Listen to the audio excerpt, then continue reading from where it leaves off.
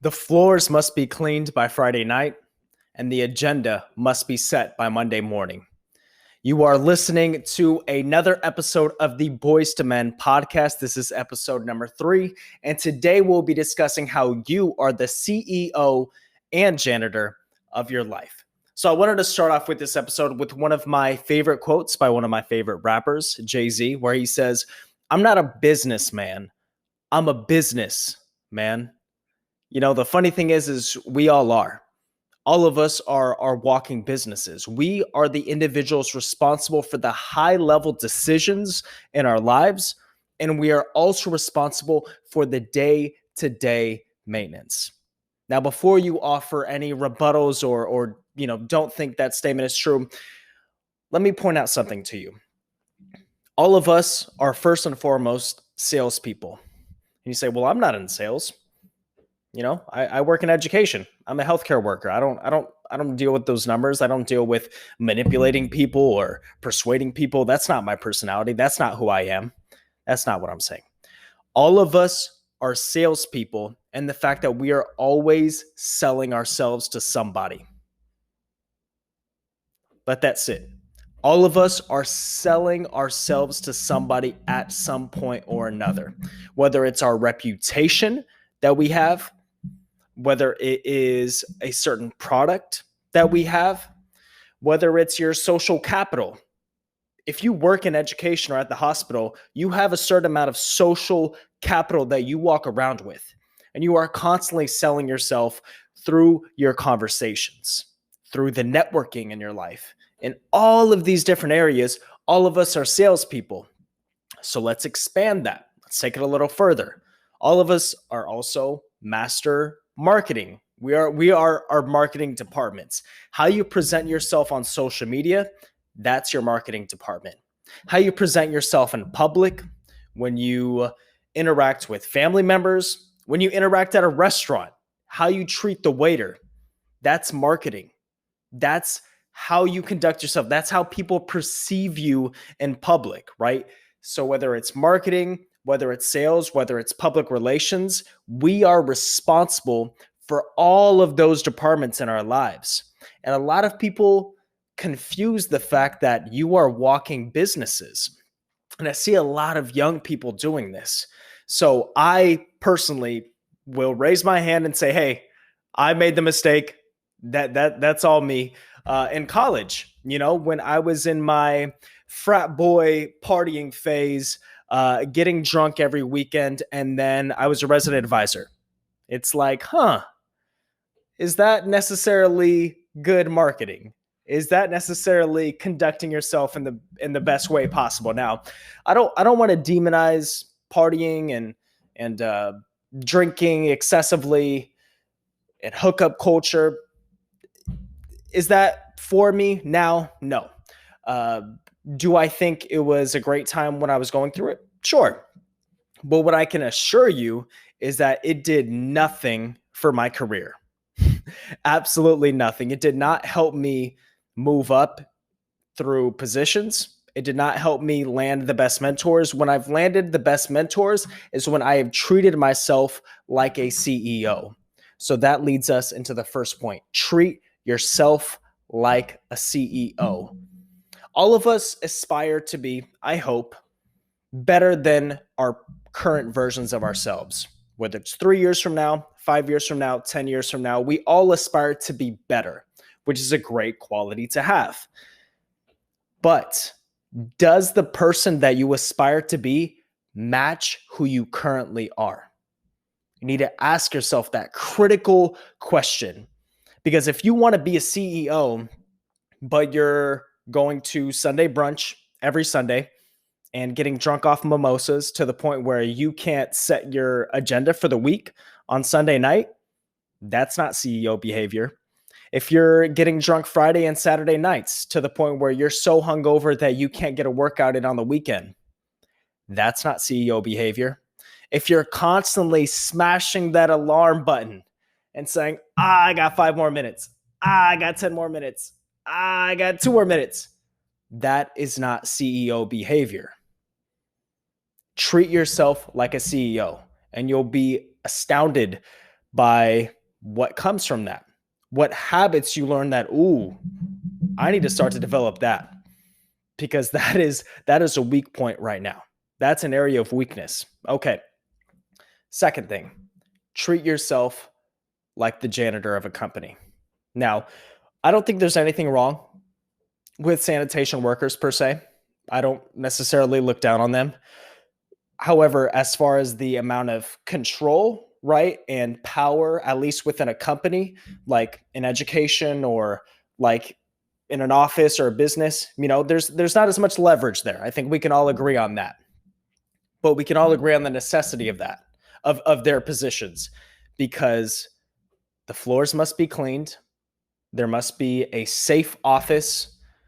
Things must be tidy and organized, and that's what they provide.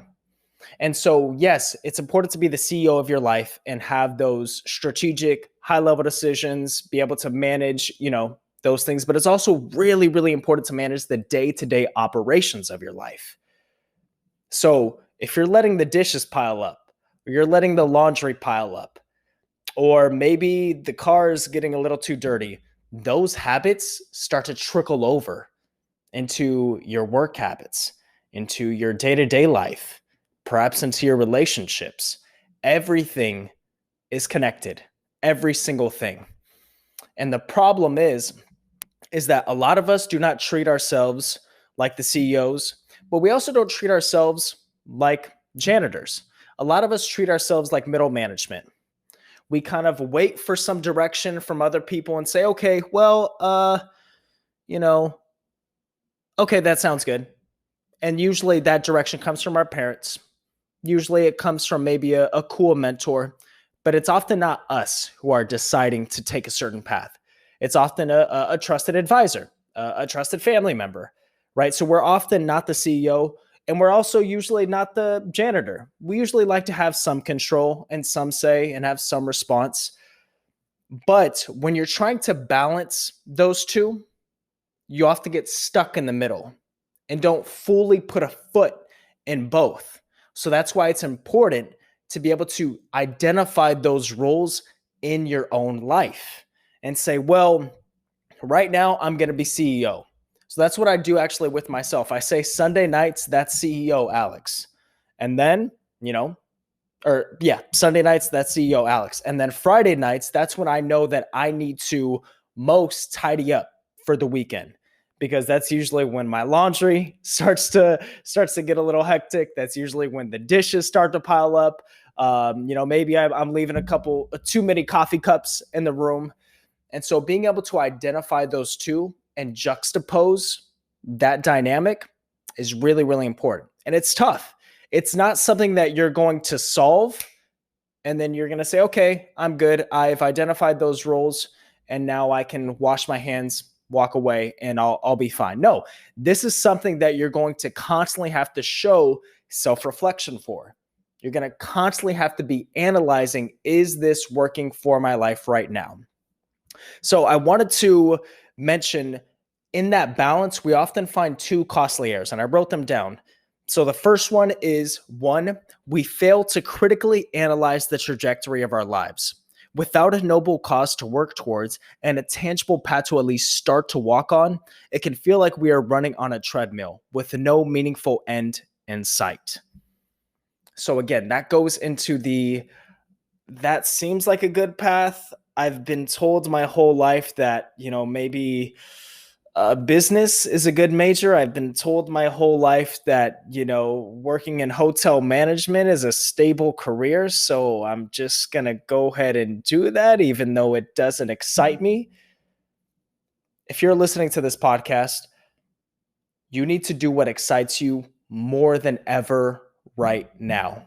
Because when you have a family, when you have a mortgage, when you have these financial obligations that you cannot afford to take risks, you're going to be kicking yourself in the butt saying, God damn it, why didn't I do that when I was young?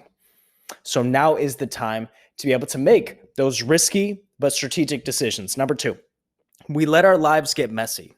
We ignored the little details that allowed us to become middle-level managers and the healthy habits that got us into good positions. Doing the little things right ultimately leads to big wins. So again, that goes back into the self-reflection and constantly analyzing ourselves every single week. So on Sunday nights, not only is it important to plan ahead, but it's also important to reflect and say, what worked this past week? Okay, I was waking up early. I was drinking a lot of water. I got 8 hours of sleep. I felt refreshed. Oh, I had a lot of energy this week. I actually had more energy this week than I had last week. Well, what was the difference between the two?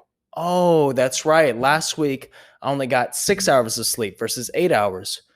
Okay, well, what was I doing that made me get 6 hours of sleep?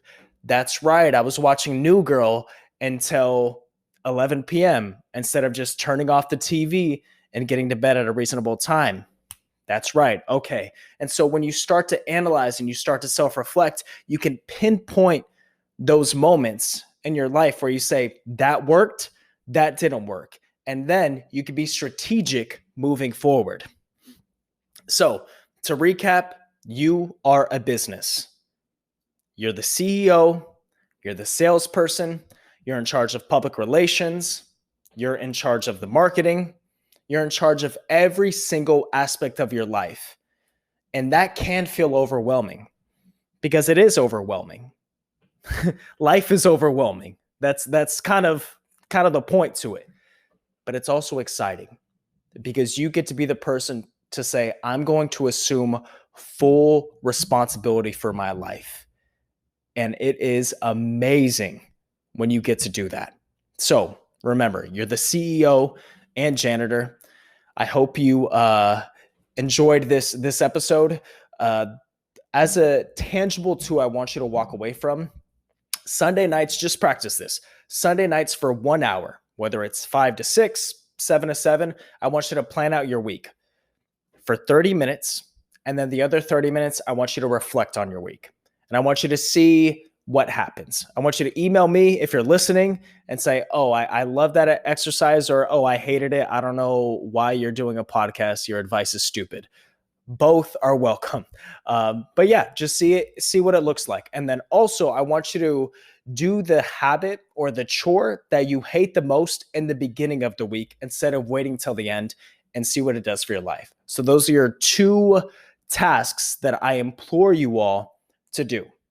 The next episode, I'm going to have my first guest on. His name is Christian. He is a investor. He's a day trader. He is absolutely amazing.